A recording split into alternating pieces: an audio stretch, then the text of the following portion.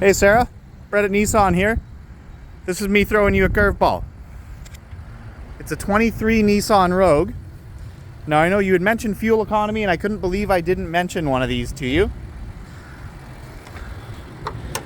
I don't know how much this means to you, but it's a 1.5 liter 3-cylinder turbocharged engine. And what that means for you is fuel economy. So if you look at the fuel economy of something like this, it's comparable to its hybrid competitors.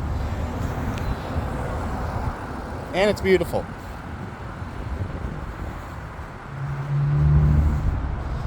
It's got a motion activated liftgate.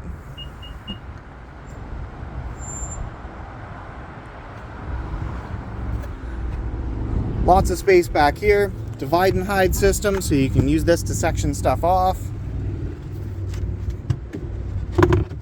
Removable cargo cover.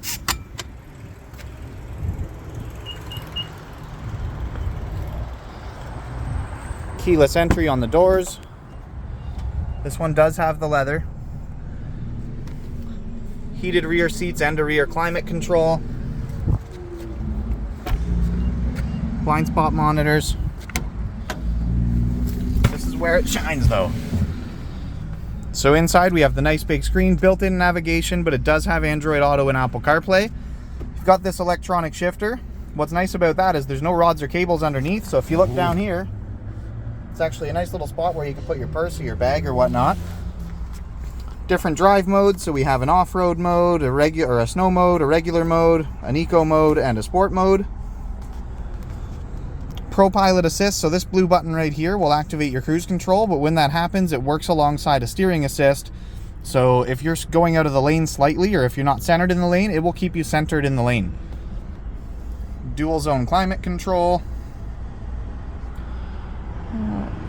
All in all, just a beautiful interior on these cars. But fuel economy was the thing that kind of made me think of you on this one. All of the safety stuff is also built into these, so you have emergency braking in the front and the rear, so if you're about to back into somebody or something, it will hit the brakes for you. Emergency in the front as well, so it'll hit the brakes in the front. It's got accident detection, so it will actually detect an accident happening, not just the car ahead of you, but the car ahead of it, and it will hit the brakes to mitigate the risk there. It's got pedestrian detection, so it will see if there's somebody about to walk out in front of you on the road, and it will hit the brakes before that happens. Forgot to show you this too. Doors open to almost 90 degrees, super handy for loading stuff in there. Manual sunshades in the back.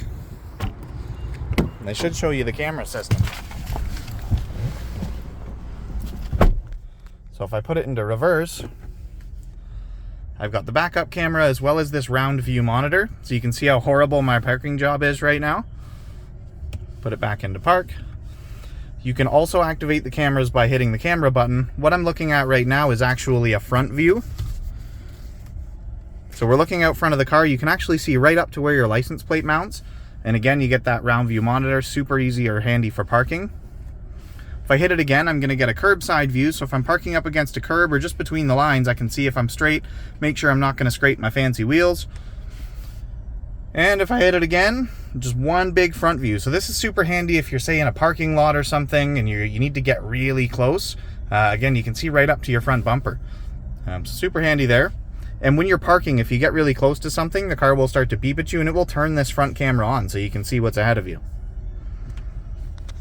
I'm sure I'm missing 9 million things on here, but like I said, I got your message and I thought about you and I couldn't believe I hadn't showed you one of these yet. Let me know what you think. Thanks, Sarah.